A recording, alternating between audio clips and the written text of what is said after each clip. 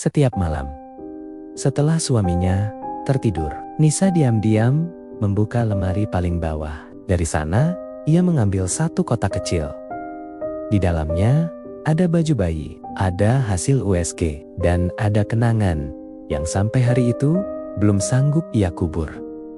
Lalu Nisa menangis, bukan tangis keras, bukan tangis minta dikasihani, tapi tangis seorang ibu yang kehilangan anaknya, dan setelah itu juga kehilangan tempat untuk berduka. Karena setiap kali Nisa menangis, suaminya cuma bilang satu hal, "Sudahlah, jangan drama terus." Selamat datang di Om Dramalogi, tempat drama dibedah dengan logika. Ini bukan cuma cerita tentang seorang istri yang sering menangis. Ini cerita tentang seorang perempuan yang kehilangan anaknya, lalu kehilangan dirinya sedikit demi sedikit di dalam rumahnya sendiri. Dulu, Nisa itu perempuan yang ceria. Ia suka senyum, suka bikin kue, suka ngobrol di depan rumah sama tetangga. Kalau pagi-pagi menyapu, sering sambil nyanyi kecil waktu tahu dirinya hamil. Nisa bahagia sekali. Ia pernah bilang pada Bu Rina, "Bu, saya pengen banget punya anak, rumah kecil, nggak apa-apa, asal ada suara anak di dalamnya." Waktu itu, matanya berbinar, tangannya sering mengusap perutnya sendiri. Ia sudah membayangkan banyak hal, nama anaknya, baju kecilnya, mainannya, tawanya, tapi ternyata Tuhan belum kasih dia kesempatan itu. Kandungannya tidak bertahan. Dan sejak saat itu, ada sesuatu dalam diri Nisa yang ikut mati. Awalnya, Nisa pikir Arman akan mengerti. Bagaimanapun, itu juga anak mereka. Di depan orang lain, Arman terlihat sabar. Ia memegang pundak Nisa. Ia bilang, "Sabar ya, nanti kita bisa coba lagi." Tapi di dalam rumah, Arman berubah. Setiap kali Nisa menangis, Arman selalu terlihat kesal. Dulu, Nisa itu perempuan yang ceria. Setiap kali Nisa menyebut bayinya, Arman langsung menghela napas. Setiap kali Nisa diam, Arman malah bicara, seolah Nisa sedang membuat masalah. "Masih nangis juga? Udah berapa lama, Nisa? Perempuan lain bisa ikhlas, kok kamu nggak bisa? Jangan bikin rumah ini suram terus." Dan kalimat yang paling sering ia ucapkan, "Itu cuma drama." Awalnya Nisa diam. Ia mencoba mengerti. Ia pikir mungkin suaminya juga sedih. Ia pikir mungkin laki-laki memang beda cara berdukanya. Tapi lama-lama Nisa sadar, Arman bukan sedih. Arman malu, punya istri yang masih menangis. Dan rasa malu itulah yang pelan-pelan berubah jadi kekejaman. Suatu malam, Nisa duduk di lantai kamar. Tangannya memegang hasil USG yang sudah mulai pudar. Matanya bengkak, dadanya sesak. Lalu Arman masuk dan melihat itu semua. Arman berdiri di depan pintu. Wajahnya datar, tidak marah besar, tidak membentak, justru dingin. Dan itu lebih menyakitkan. Ia berkata, "Masih itu lagi?" Nisa menunduk, tidak menjawab. Lalu Arman mendekat dan berkata pelan, "Anak itu gak pernah lahir, Nisa. Yang mati itu kandunganmu, bukan hidupku." Kalimat itu menghantam Nisa lebih keras daripada tamparan. Karena sejak malam itu, Nisa bukan cuma merasa kehilangan anak, tapi juga merasa dirinya memalukan. Ia mulai menangis, diam-diam, mulai menahan sesak sendirian, mulai malu. Kalau matanya bengkak, mulai minta maaf. Bahkan saat yang ia lakukan cuma menangis. Dan dari situlah Nisa mulai kehilangan dirinya sedikit demi sedikit. Rumah Arman dan Nisa dari luar kelihatan baik-baik saja. Arman tetap sopan, tetap senyum ke tetangga, tetap ikut kerja bakti. Tetap kelihatan seperti suami baik. Kalau ada yang tanya tentang Nisa, Arman selalu jawab ringan. Nisa itu sensitif, masih baper, perempuan kalau kebanyakan mikir. Memang begitu. Lalu ia tersenyum dan orang-orang percaya. Tapi tidak dengan Bu Rina. Bu Rina tinggal tepat di sebelah rumah mereka. Dan Hampir setiap malam, Bu Rina mendengar suara tangisan itu. Tangisan yang kecil, tangisan yang ditahan. Tangisan yang seolah takut, terdengar terlalu keras. Tangisan seperti itu. Bukan tangisan orang manja, bukan tangisan cari perhatian. Tapi tangisan orang yang sudah terlalu sering dibuat merasa salah. Karena sedang hancur, Bu Rina mulai sadar satu pola. Tangisan itu hampir selalu terdengar setelah Arman pulang. Dan tangisan itu hampir selalu berhenti kalau langkah kaki Arman mendekat. Berarti satu hal, Nisa bukan berhenti menangis karena tenang, tapi karena takut. Suatu pagi, Nisa sedang menyapu halaman. Wajahnya pucat, matanya sembab. Ia tampak seperti orang yang semalaman tidak tidur. Tiba-tiba, sesuatu jatuh dari saku celemeknya. Bu Rina melihatnya. Sepasang kaos kaki bayi kecil sekali, putih, masih bersih. Nisa buru-buru memungutnya, lalu memeluk benda itu ke dadanya. Seolah-olah itu benda paling berharga yang ia punya. Bu Rina menatap pelan. Nisa, itu punya siapa? Nisa menunduk. Matanya langsung penuh air. Itu punya anak saya, Bu. Suara itu sangat pelan, sangat rapuh. Aku nggak bisa buang. Cuma ini yang bikin aku merasa dia pernah ada. Bu Rina rasanya ingin menangis saat itu juga. Tapi belum sempat bicara. Pintu rumah terbuka. Arman keluar. Tatapannya langsung melihat kaos kaki itu. Wajahnya dingin. Nisa. Suara itu pendek, tapi langsung membuat tubuh Nisa tegang. Kamu mulai lagi? Nisa menunduk. Aku cuma, Arman memotong. Berapa lama lagi kamu mau simpan barang begitu? Orang udah gak ada, tapi kamu masih terus bikin semua seolah hidup. Jangan bikin malu. Jangan bikin malu. Kalimat itu membuat Bu Rina tercekat. Bagaimana mungkin seorang ibu yang belum selesai berduka malah dibuat malu? Karena masih mencintai anaknya, sejak hari itu, Bu Rina mulai lebih memperhatikan. Ia melihat Nisa jarang keluar rumah lama-lama. Kalau bicara, selalu pelan. Kalau tertawa, seperti dipaksa. Kalau Arman bicara, Nisa langsung menunduk. Seolah-olah tubuhnya sudah terbiasa untuk takut duluan. Lalu suatu sore, saat Arman belum pulang, Nisa datang ke pagar rumah Bu Rina. Ia tidak langsung bicara. Hanya berdiri, diam. Bu Rina mendekat. Nisa, kamu kenapa? Lama sekali Nisa menahan bibirnya yang bergetar. Lalu akhirnya ia berkata, Bu, perempuan bisa capek hidup nggak? Bu Rina langsung tercekat. Nisa tersenyum kecil, tapi senyum itu hancur sekali. Aku bangun pagi, masak, bersih-bersih, nyiapin semuanya. Tapi rasanya tetap salah. Aku diam, dibilang bikin rumah muram. Aku nangis, dibilang drama. Aku coba kuat, tapi rasanya aku udah habis, Bu. Air matanya jatuh, aku kehilangan anakku. Lalu setelah itu, aku juga kayak kehilangan diriku. Kalimat itu begitu pelan, tapi justru itu yang bikin hati remuk. Karena Nisa tidak terdengar seperti orang yang mengeluh. Ia terdengar seperti orang yang sudah terlalu lama hancur sendirian. Belum sempat Bu Rina menenangkan, terdengar suara motor Arman dari ujung gang.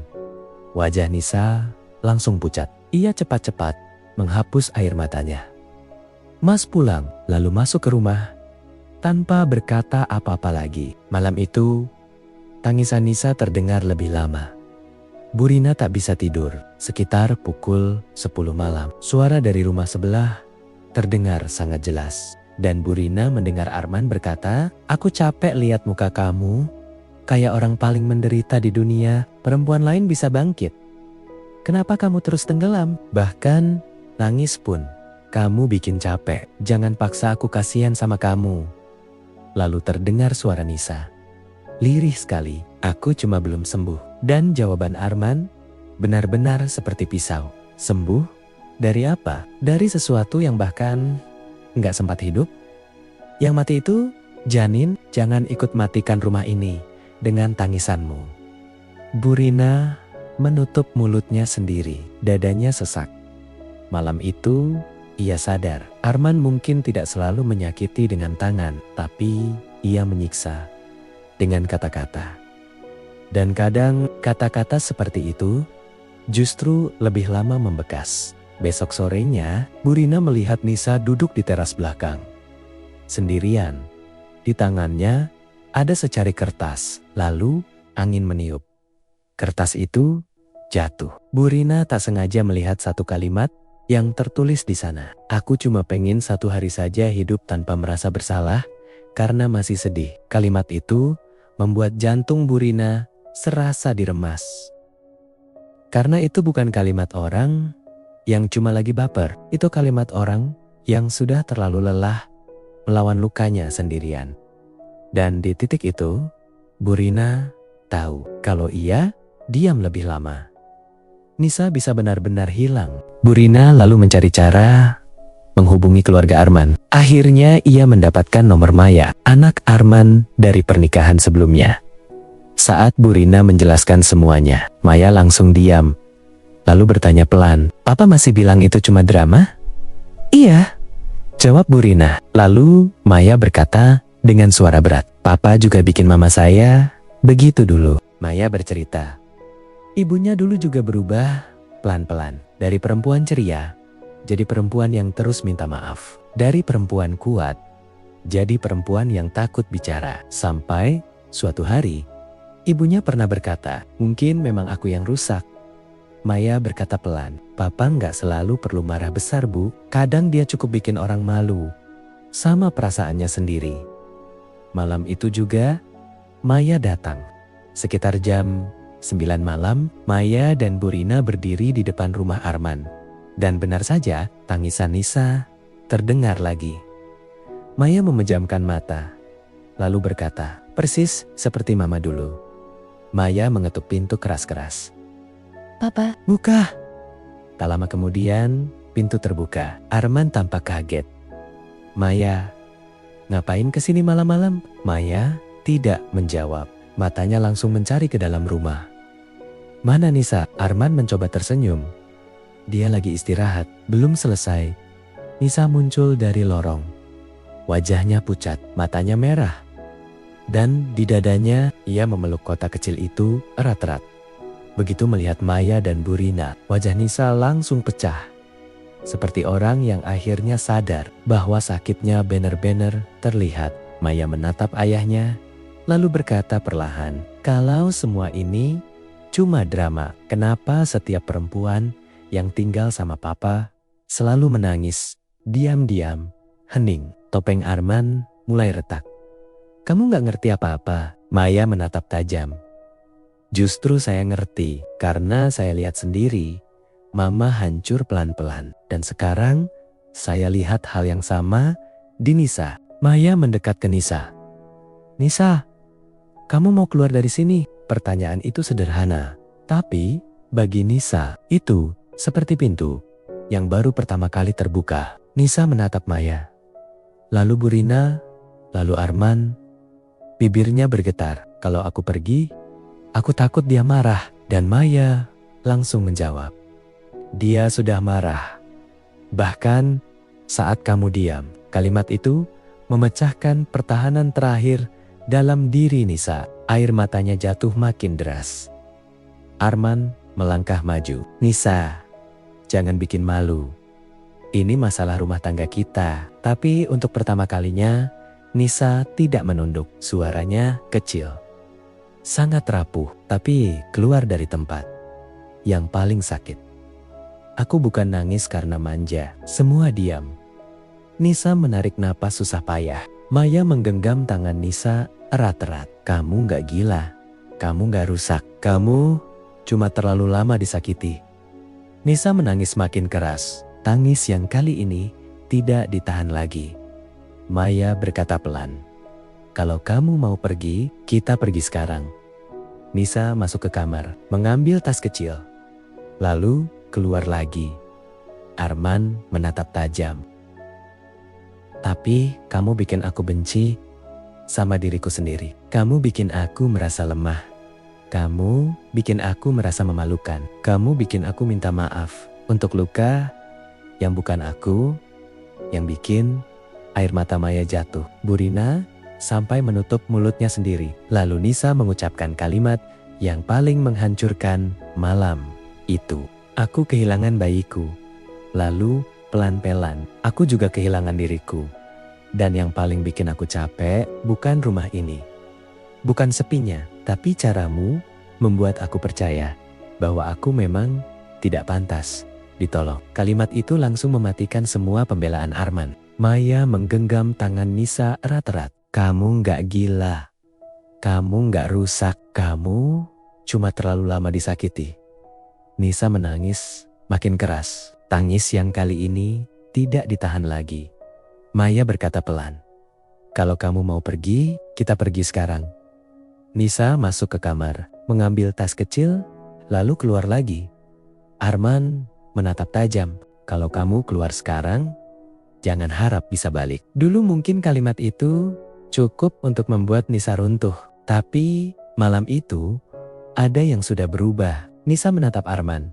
Suaranya gemetar, tapi lebih utuh. Aku gak lagi mikir gimana caranya balik. Aku cuma pengen hidup tanpa terus dihukum karena masih berduka.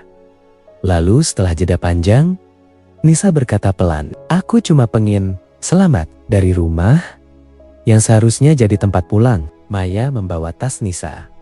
Bu Rina menggandeng bahunya dan Nisa berjalan keluar sambil memeluk kotak kecil berisi kenangan bayinya. Begitu masuk mobil, Nisa langsung menangis keras.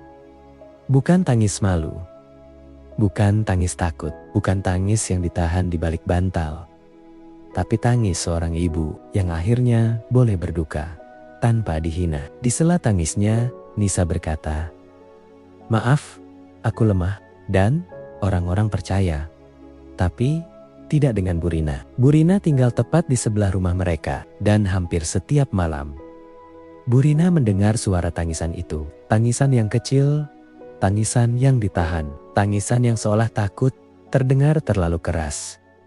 Tangisan seperti itu bukan tangisan orang manja.